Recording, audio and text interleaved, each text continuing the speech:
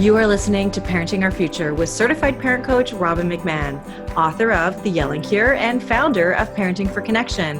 My podcast is all about providing you with the tools and solutions you need in your parenting so you can create the family you always wanted. For more information on my book and other resources, check out yellingcurebook.com.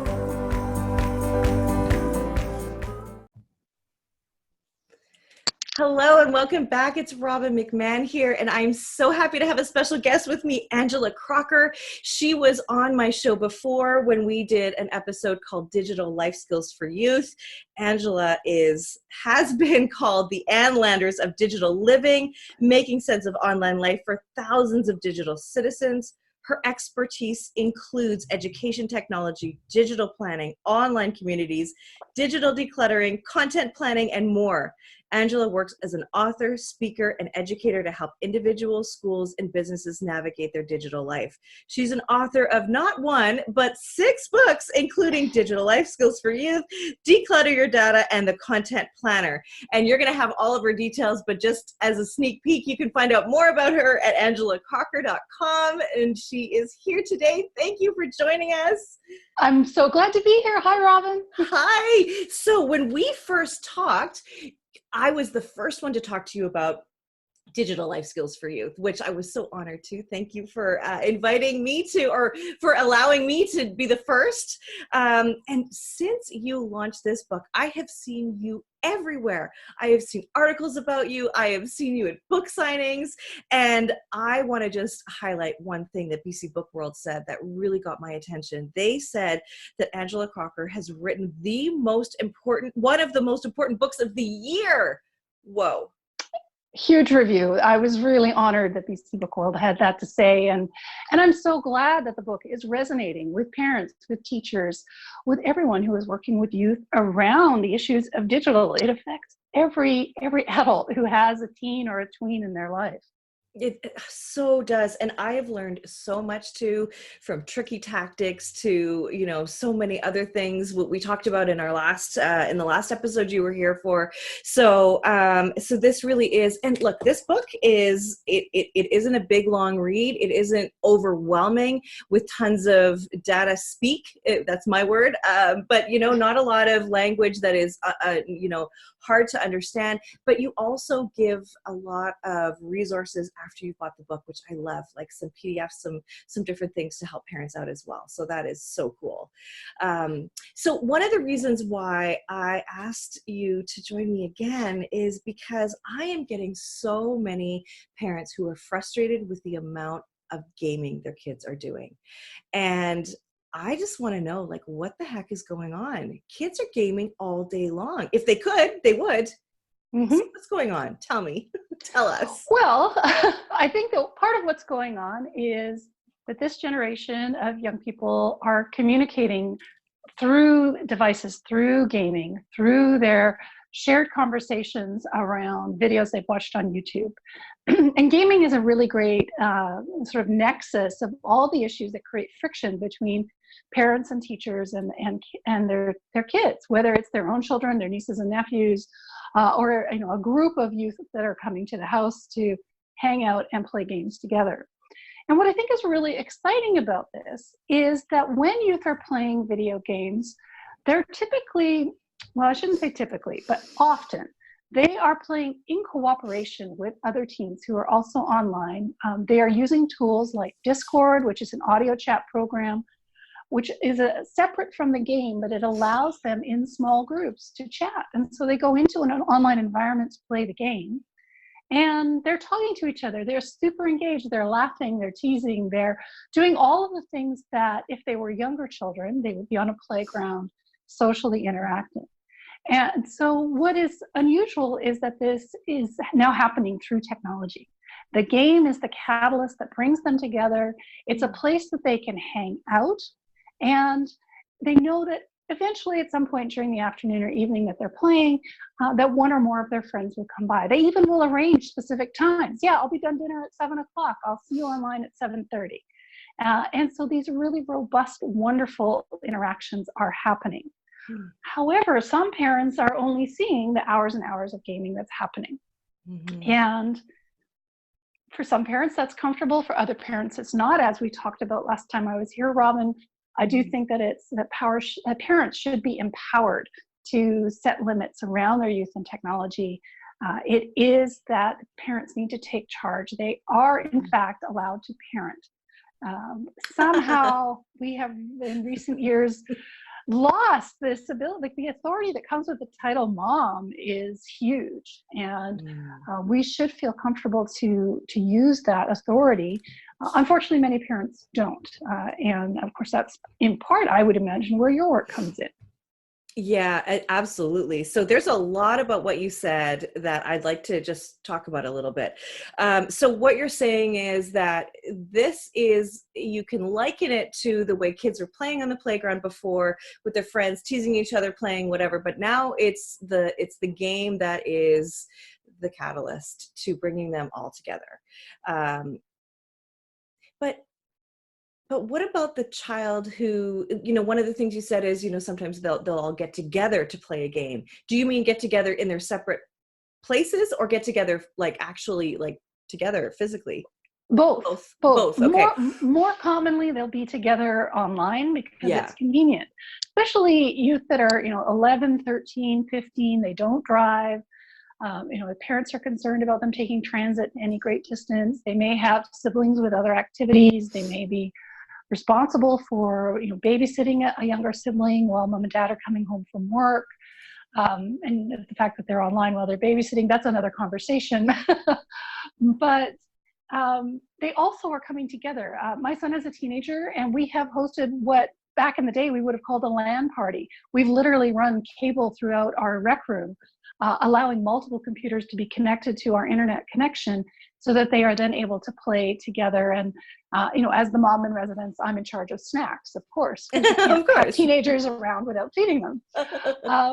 But I would say for every LAN party that we host, there's at least 50 or 100 online get-togethers between these youths. So they're doing it virtually much more so. Okay. So, I think that the big issue is parents are seeing that, and this relates to the comment that you said about, let's parent our kids. Yes, technology is not the enemy here. It is our unwillingness to put boundaries in or enforce boundaries, because here's what's happening. A couple of things that I want to talk about is, one, when we say, okay, look, it's time for you to get off the computer or the game or whatever it is, we're getting big meltdowns, right? And I'm talking 16, 17-year-olds too, because they're not doing their homework. So they're neglecting schoolwork. They may be choosing that over hockey or sports. Hockey is the first thing as a hockey mom that comes to mind for me, and different things. So what do we do then? Well, I think that's part of a bigger issue around digital life skills. And part of the work that I've done in this book is giving parents tools to set some parameters around their youth digital work. So whether they need digital access for school or for social events or just to, hang out online. We all mess around online at some point in our day. But it's important as they're growing from child to adulthood, in those intervening teen years, they've really got to learn the skills to look after themselves and have responsible access to technology. Now, you mentioned in particular, the coming offline problem. That is a very common problem. It's a problem that every parent has experienced. Strategies to deal with that will vary by family, but quite often even things like agreeing on a particular time, or agreeing that there's a particular time and mom, would you please give me a 15-minute warning before my time is up. Also, for the parent to be somewhat flexible. So maybe there's a really raucous something, they're building something in Roblox, or they've got an adventure going on another game, and they need to finish the quest. Well, a little bit of compassion on the parents' part. Say, sure, absolutely, you can have another 15 minutes, but then that's going to be it for tonight. It's also helpful before your teens are online, or if they are already online, to start talking about the things that they have to do to earn the privilege of being online.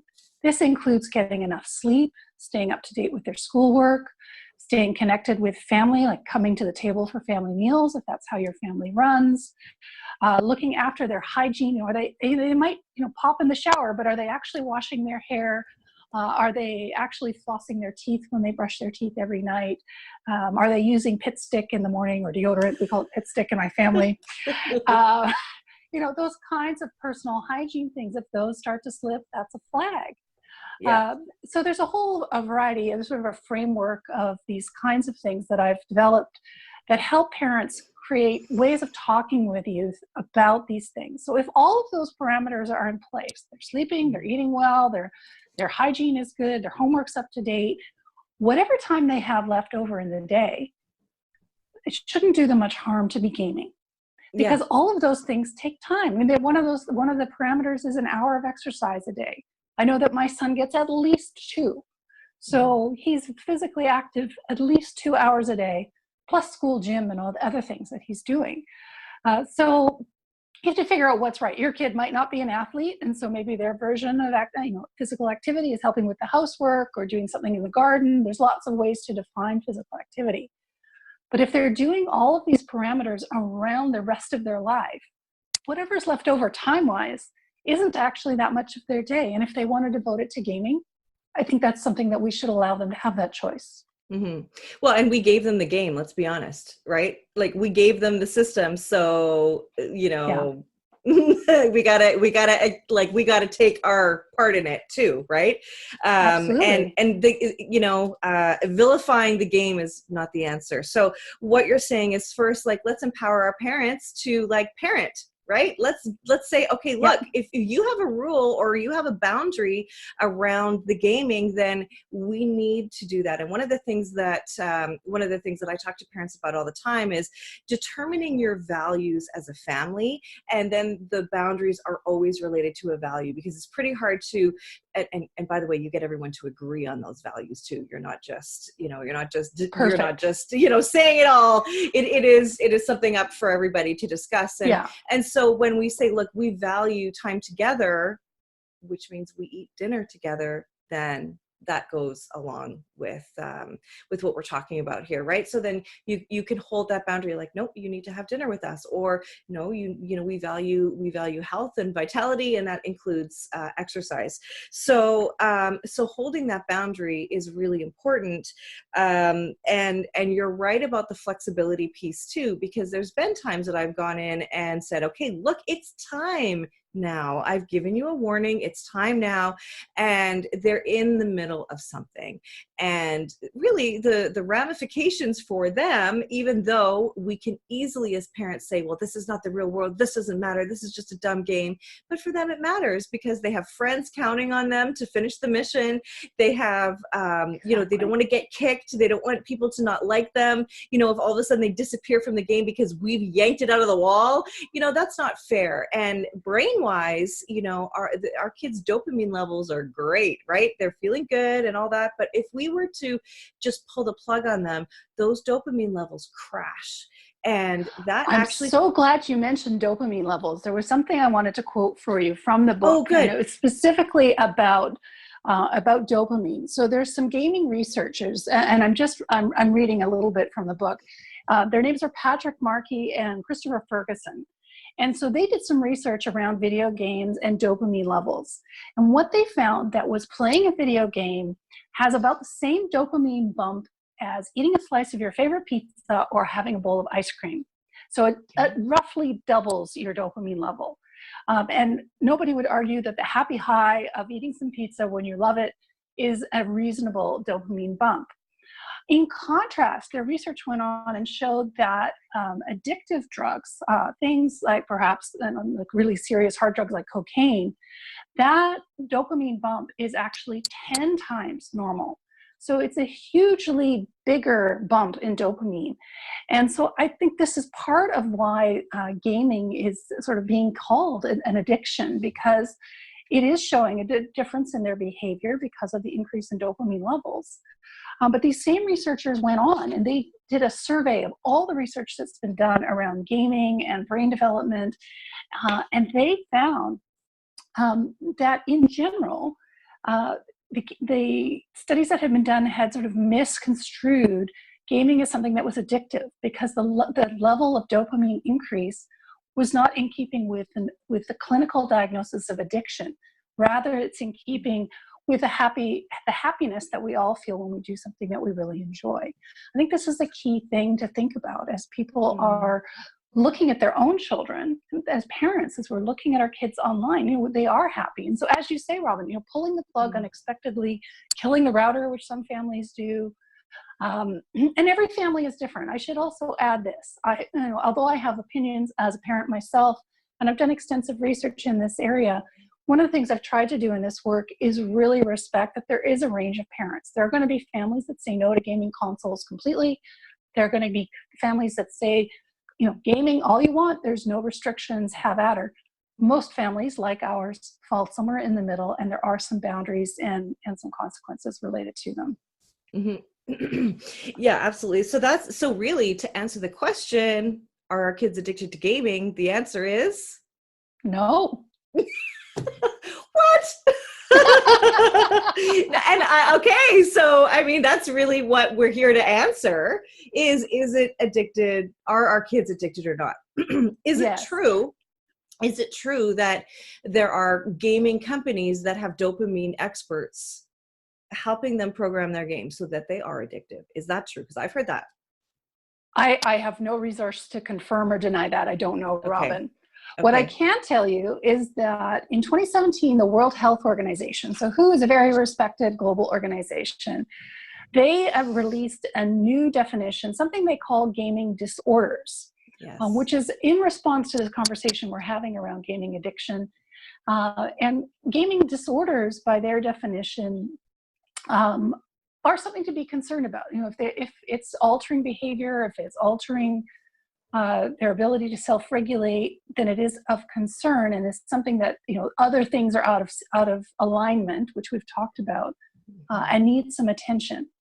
However, one of the key things that the WHO study showed was that gaming disorders are not necessarily a permanent state. So it might be an episode of gaming disorder rather than an ongoing chronic condition. And I think this is really key because almost every teen most likely has moments of gaming disorder. They might have a bad weekend, or your family might have something terrible going on, and there's someone in hospital, there's a death in the family, there's an argument between family members who may be heading towards divorce or some other kind of very serious, stressful situation. And youth are retreating to their games as a coping mechanism to go into a world where they can cope. Now, is that length of time that they're heading into gaming disorder? Possibly. I am not a clinical psychologist. I think anything around addiction or any kind of mental health diagnosis should be diagnosed by a clinician who is trained to do so. However, I think if other things in the family are in disarray, then this sort of tendency towards a gaming disorder is also very, it's very easily tracked. Okay, one thing is correlated to the other. And so for families to be aware of what's going on in their household beyond just the argument about gaming time is a big part of this discussion. Okay, that's really helpful. Do you have some of the signs that somebody is experiencing gaming disorder? I don't have that specifically. More, it's in keeping with the work that I quote in the book and in other conversations around these cues that we've already talked about how youth are living in a wider sense. There's a whole chapter in the book about mental health where I'm talking about all the different things, whether it's nutrition, exercise, family time, sleep, etc. And I also provide that framework for families to add their own measures, because there might be something that within your family, are you going to church? Are you praying? Are you attending synagogue? Are you going to mosque? Whatever your faith might be. If you stop doing those things, that might be an indication. Yeah. And so in terms of gaming disorder, I'm not sure that the layperson can actually diagnose this. Okay. Now, of course, access to mental health supports is very challenging. There are very few cities in North America that have sort of an emergency room version of a mental health support. There are long wait lists. I heard recently, and I don't have a source for this, but here in British Columbia, where I live, that there was up to a year's wait to see a child psychologist. I'm not sure if that's true, but it sounds like a reasonable sort of community tale, if you will. And so having other ways to connect with help is important. And one of the things that I wanted to share with your listeners is that there are helplines available specifically for any family that feels that they need help in a crisis. And a crisis might be gaming related, or it might be related to something else. But in the United States, I'm just going to read these if that's okay, Robin, Yes, and then we'll add please. them into the show notes as well. Yes, But in please. the United States, you can text the word home to 741741. In Canada, you can text connect to 686868. There is also in Canada a French parallel to that line, texting a parlez, Parlez, at 686868. And in the United Kingdom, text shout to 85258.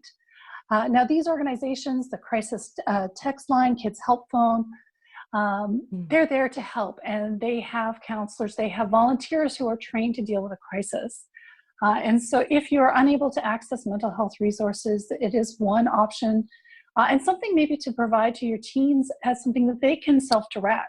If they are in crisis, they may not come to a parent, or if they have a friend who is in crisis, they may not go to a parent. They may try and deal with it amongst the peer group. So have your team put these numbers in their phone, tell them that it is okay. Well, it's just the appropriate number for your country. They don't need the international variations. But that it is okay to reach out for support as needed. Well, that is really cool. That's new information for me. So that's really, really great to know that there are those helplines available. And I think really what you're saying first and foremost is look for the signs. Are they not bathing? Are they opting out of school, of life, of real engagement with other people? What's going on? And if you think it's a problem, then reach out for help. And it's true. We have been years ago, we were in sort of the system trying to find help for our son, and it was a very, very, very long wait. So I'm these sorry to hear that, but helplines, it's so true. It's very true. It's very true. And, and that's a whole other story and issue, but really you do have to wait a long time. So knowing that there is really quick access, and then arming your kids with that too, because you're right, unless you have a relationship with your kids, which is of course what I try to help parents build with their kids, is a relationship where they can come to you no matter what is going on, whether they've done something bad or wrong, or they're in trouble, or they're struggling, that they can come to you and you won't criticize them or judge them or make fun of them, even punish them, that you're just there to say, okay, how do we work this out? How can I support you? That's really the key here. But of course that doesn't happen in every family. So that's really, really helpful. So, okay. So here's another question for you that I hear, and I have seen the extremes with some of the kids of parents that I'm working with. One parent in particular, they're divorced, and one son, just hasn't even been outside. He's sort of graying. He's just not even getting vitamin D. He's just on those games all the time. And I would say that there aren't any boundaries really there. He's not going to school anymore. So there's an extreme case. And then there are the cases where I see parents, how do I get him off the computer, but also get him to do his homework, which is on the computer? Such a common dilemma. So here's the suggestion I make. I say, look, let him do his, gaming or whatever. You set the parameters based on what is right for you. I help them build those parameters. And then when it's homework time, this is my suggestion. So tell me what you think, is to really look, if you're going to do your homework, then let's do it at the kitchen table. Just so we're all accountable. I know you're not doing it. I'm not going to bug you. And you're here and it's obvious that you're doing your work, right? Is that a good win-win? I think that's a good win-win. It's a good win-win that probably works for some families. But in a little bit, it depends on a certain amount of digital privilege. Because some families will have a laptop computer that can be moved to the kitchen table to be used for homework. Okay. It can also be the privilege of potentially an only child as opposed to a child who has 3 siblings. because the chaos around the family dining table or the kitchen table, when you have either younger or older siblings and all that activity, might be too distracting for that homework to happen.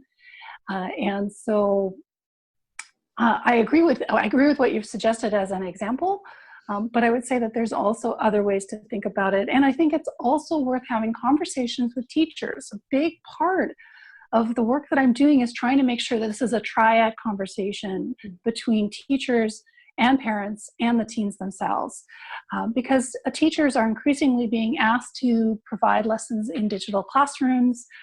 Some schools are banning mobile phones, but they are still using computers in labs. They're still giving students online accounts like Microsoft Office 365 or Google Classroom, where students are getting their homework from those devices or from those services. They're having to submit through those services. And so the level of technology that your child has access to and the conditions they need to use it and be successful. If they sit at the kitchen table and they're not distracted by what's going on around them and they can focus to do their work, awesome. But it does assume that they have a computer that can be moved to the kitchen table on a temporary basis. Yeah. Okay. No, I hear that. So you said there were other solutions. What do you have other solutions just off the top of your head that would work? Well, I think that other things that can work is having the computer, making a decision as a family as to who has devices. One of the biggest things for families is knowing what your budget can withstand. Quite frankly, some families would struggle to have a single computer in the home, and maybe there are 4 children who all need access to it to do their homework. In other cases, having all the children have a mobile phone is really important in terms of security or commuting, or then maybe they've got a blood glucose monitor that is monitored by the phone and reports back to mom's phone through Wi-Fi. So making a decision as a family as to what technology you can afford, and then deciding on where and how it can be used is part of the solution in this situation.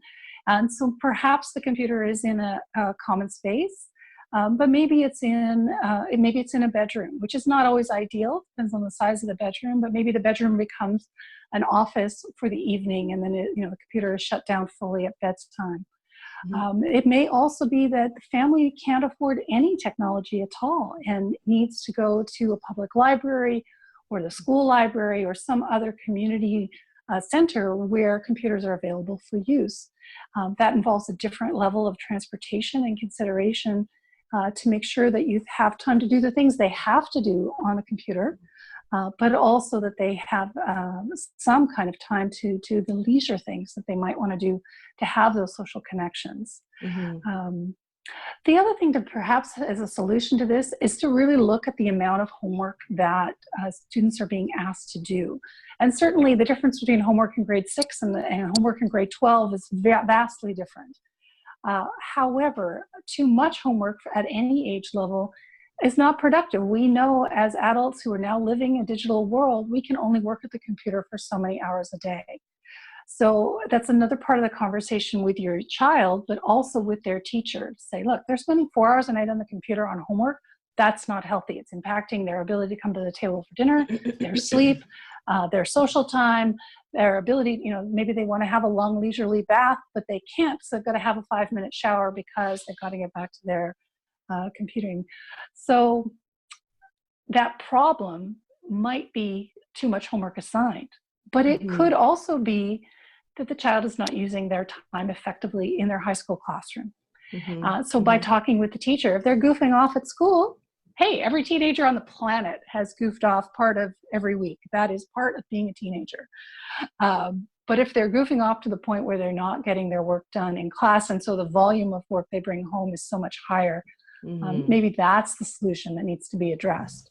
Right. There's just different ways to approach it, and it's so personal for every family depending on their circumstances. But I think what you're saying is get your facts straight. What is going on school-wise? What's going on with your child? And then let's create a solution at home.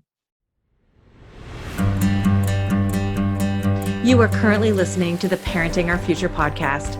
I'm parent coach Robin McMahon. If you're enjoying this podcast, please share it with someone who you think might also need to hear this message. And please don't forget to subscribe, and I would be grateful if you gave me a 5-star rating on iTunes. If you'd like to connect with me, all my details are in the show notes, and for a copy of my book, go to yellingcurebook.com. Now back to the show. I want to go back to what you said about digital privilege. So because I think I'm guessing this means more than one thing. Can you tell me what you mean by digital privilege? And let me just say, what I'm asking is digital privilege like being privileged enough to be able to have devices and that sort of thing? And also, is it about your child remembering that this is not a right, but a privilege to play on their gaming system and so on? Both of those things are true, Robin. Yes. I think that the privilege of having access to the technology is something that many of us take for granted.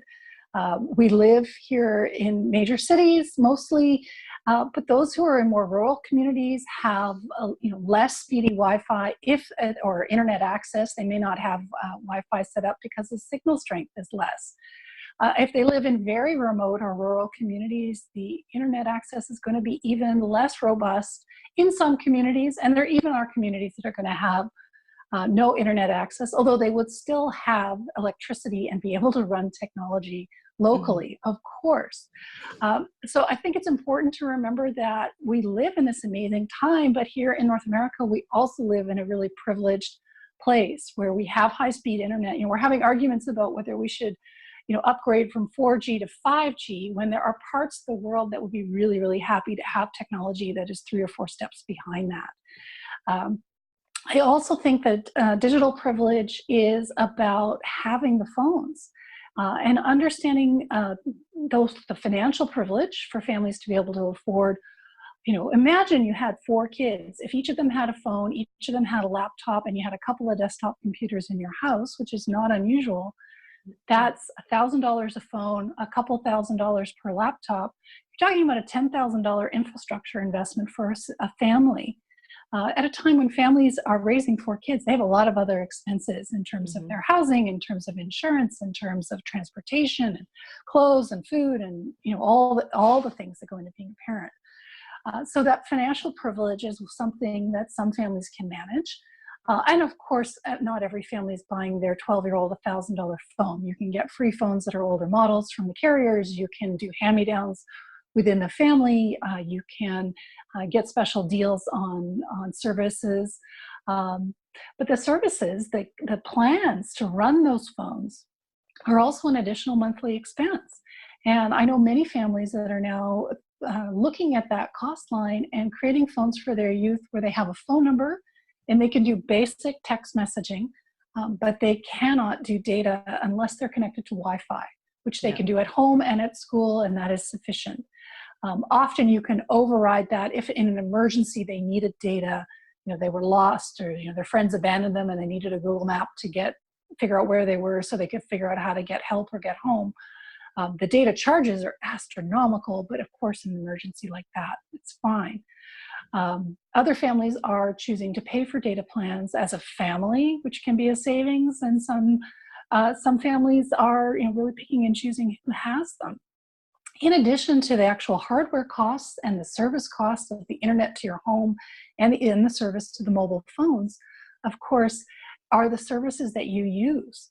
Many things are free, but you might want to pay for Microsoft Office or Adobe Suite or a subscription to a shared Dropbox that the family can use for photographs.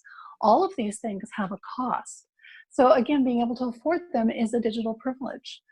Then you add into that this notion of the privilege, not the right, to use technology. And I think that youth need access to technology. That's part of my argument with this work that I'm doing, is that we need to teach them how to live and work with technology in healthy, productive, and creative ways. However, that access is something that each child will develop the ability to cope with at different rates. And there's a number of different factors that go into that privilege. It's about self-regulation. It's about earning the trust and responsibility to not lose your phone, not to drop your phone, understand that it's a device that's valuable. It's about being able to understand privacy and being able to protect your family's privacy. You know, posting an Instagram story because your whole family is on holiday and we're not at our address, which is geotagged in all the other photos that you've shared, is a skill they have to be taught. They don't Yeah. inherently know to turn off geotagging. They don't inherently know to be quiet about their vacation publicly. And that times 100 skills they need to learn. And I don't know that punishing them by withdrawing the technology is the correct way. I actually don't think that taking technology away as punishment is very effective. It just creates a friction point around a really complicated issue. Yeah. Well, I have However, less to say about that. I'm sure you do. Well, why don't you chime in too? Let me Well, interview you for a moment. yeah, that's right. Well, okay. So a couple of things with what you said. I mean, I think that yes, there's the digital privilege that we are privileged and to, you know, in this part of the world to have all of this access and all of this stuff. And I do think that, you know, there's so many of us that are privileged to have many different devices in our home. One of the things, though, that I think is really important is that we need to determine what's right for our family and not do it because the family next door has got all of the things or the kids at school have all of the things, right? Because that is no way to parent, because what it does is it adds the things that you now have to police, because chances are, if you're not doing it at the time that you feel that you should be doing it for your child at their age, at their development stage, then they're not going to be able to understand the parameters around which you want them to use this device. And then it's on us. But then that's when the punishing comes in, right? Because you may be asking your child to agree to something that they may not fully understand, right? Or fully grasp. And that's a really important thing. Do it when it's right for you, because if you're going to say, and I talk about yeses and nos, like having an authentic yes and an authentic no.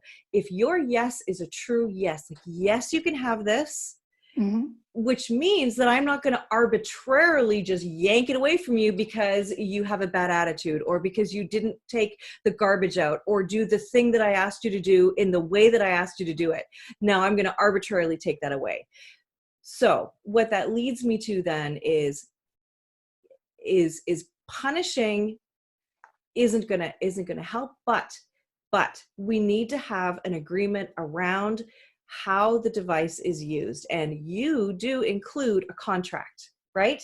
Do you not? I do. Yes, a digital contract, which I think is really important. So, and I'm talking about a cell phone. I'm sure we can talk about it as a gaming system and that sort of thing. But let's sit down before I allow you to use this and talk about what my expectations are for you, but also what your expectations are for me. Like, if we have a good, if we're all on the same page, then I'm not going to go in and maybe, you know, message your friends, or I don't know, there's lots of things parents might want to do, you know, snoop on things. I'm not saying that's a bad thing, to check up on what they're posting. I think you should do that. But not use it as something to hold over your child's head to use to control them then, right? I'll give you an example of one of the times that I was willing to take technology away from my child, but it was totally related to the technology. So his high school is not that far from our home, but it's all uphill. So my son wants a ride home every day, and I work from home. So is that hard for me? Not really, but it does break up my day. Sometimes I don't want to do it, and so I'll say, look, I'm busy, I can't do it, and he will. There's been times where he'll just say, mom, mom, mom, mom, mom, mom, like text after text after text.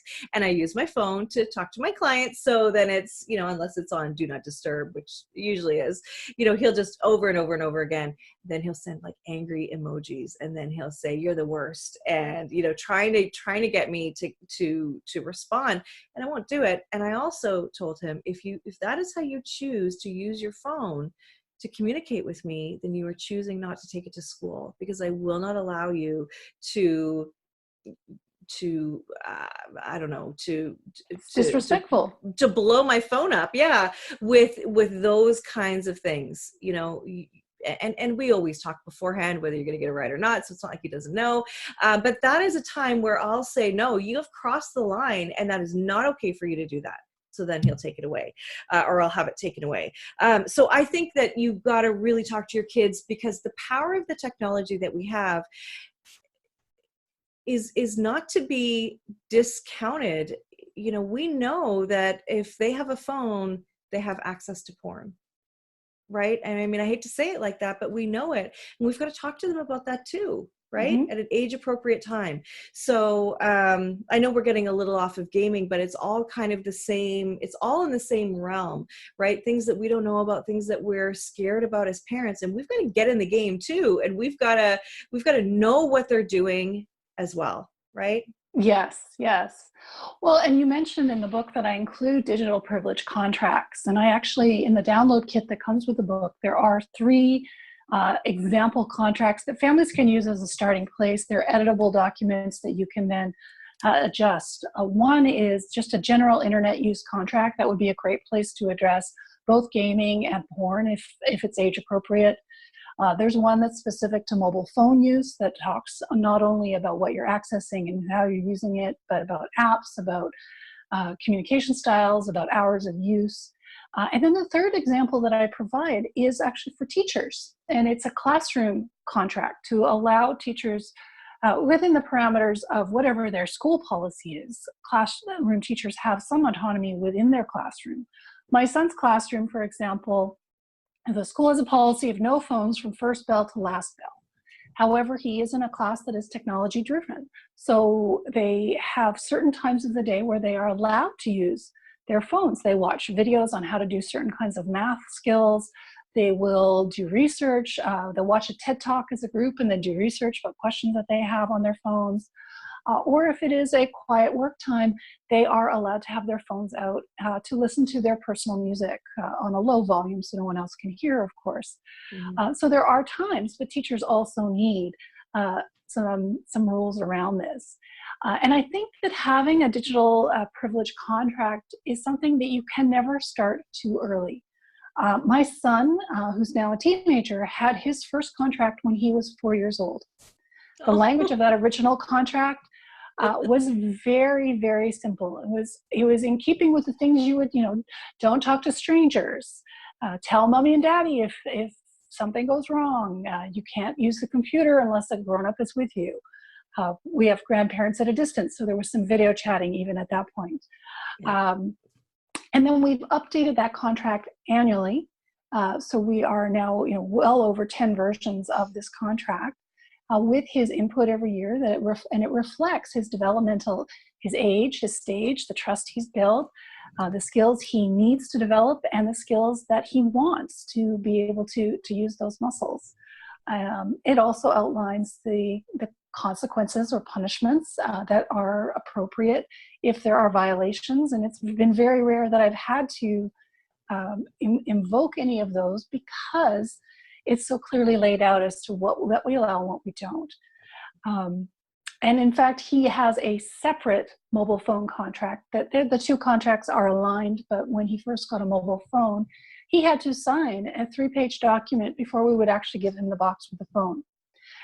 And bless his heart, he made amendments to the contract in discussion with his father and I, and we had to initial those amendments before he would sign on the bottom line. Oh my goodness. Oh my gosh. I don't know that that's typical, but I love it. I love it so much. Okay, so I want to ask you, back to the gaming. Yes. What are your suggestions if you've got a child who, and this is my last question, then we'll wrap it up, but this, how do we get them off gaming if we think it's a problem? Do you have some solutions to help transition them back into more real world stuff and help them to sort of balance if it's starting to get out of control a little bit? I sure do. There's lots of things that parents can do. One of the most important things is to acknowledge that there is transition time. It takes us time to get settled onto a device, to be productive or active in whatever it is we're going to do. If we're playing games, it takes a few minutes to get into the game and kind of settle into gaming mode. On the other end, when you're coming out, it takes transition time to come out. We talked earlier about that idea of giving them a heads up that their gaming time is coming to an end. Another strategy is to simply sit with them, sit next to them and ask them some questions, about what they're doing and try and understand where they're at in the game so that as a parent, you have a better understanding of when the break point is, when it's a logic. Oh, well, your character's back in bed and it's nighttime in the game. How about you push pause there? And it is time to come offline. Be involved. I also encourage parents to try games.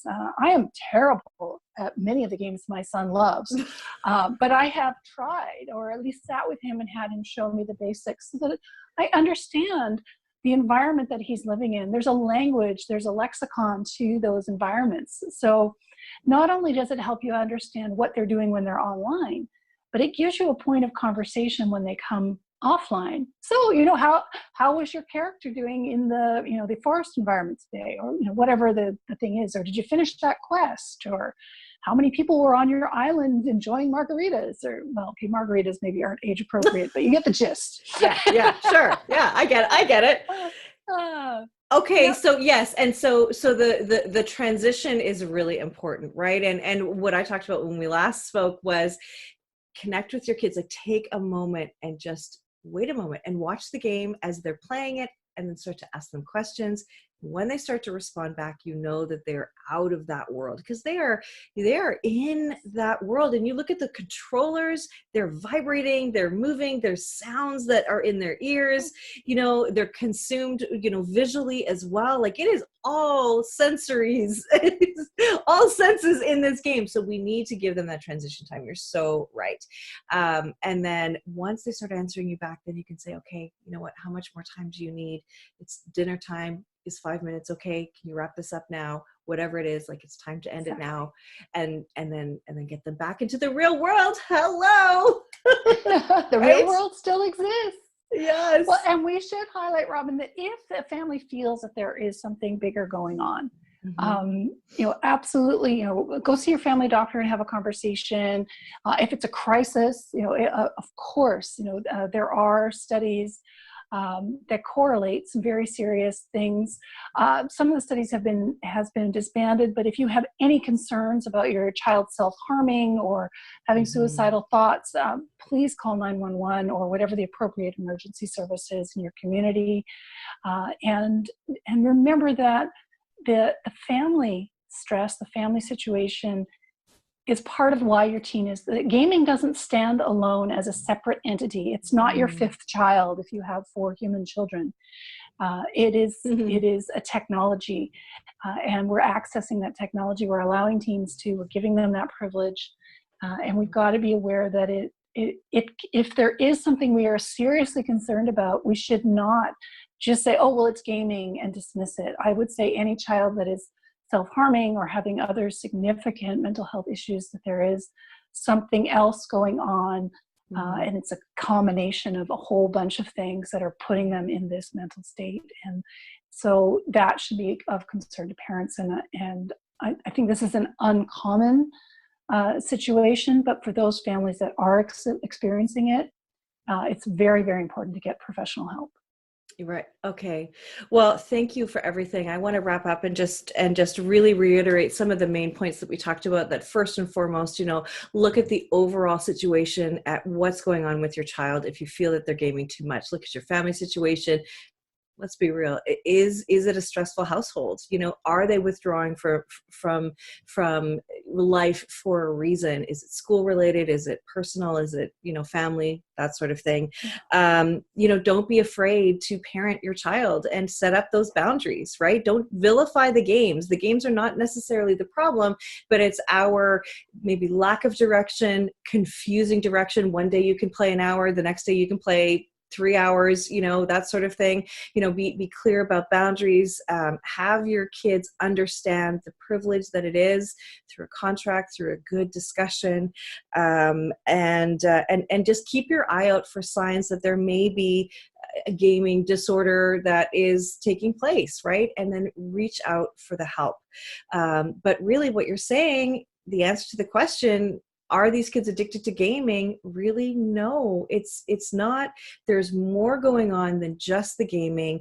There are some positives to gaming as well, where they're doing things where they would normally be doing out in the playground, the park, the whatever, getting together, going to the mall together like we did. Because there was nothing like this. And just, this is them hanging out. It's just done online. So let's not get too worried about it, but let's have a discussion. I think it starts with a conversation with your kids, and just, arm them with information, and allow them to know that they can come to you, and you're not gonna fly off the handle when they talk to you about what's going on, because that is how you get your kids to trust you, and trust begets trust. So we want to have that too. So thank you for that. Do you have any last words before we wrap up? I just want to thank you very much for having me on, and invite people to visit AngelaCrocker.com. By the time this episode is live, I will have a new download for parents to help track some of these things. So we'll make sure that link is in the show notes, and I hope that parents will put it into action, and hopefully that will help them calm any of the worries they might be having around their youth getting close to an addiction on this front. Well, thank you so much. Your book again is Digital Life Skills for Youth. Thank you, Angela. You are amazing. Thank you for listening to this edition of my podcast, Parenting Our Future. I'm parent coach Robin McMahon, and if you're enjoying this podcast, please share it with someone who you think might also need to hear this message. And don't forget to subscribe, and if you like my work, I would be grateful if you gave me a 5-star rating. For those of you who like my content and want more, visit me at yellingcurebook.com to get your copy of my book and to find other resources to help you. Until next time, I am wishing you and your family peace and connection.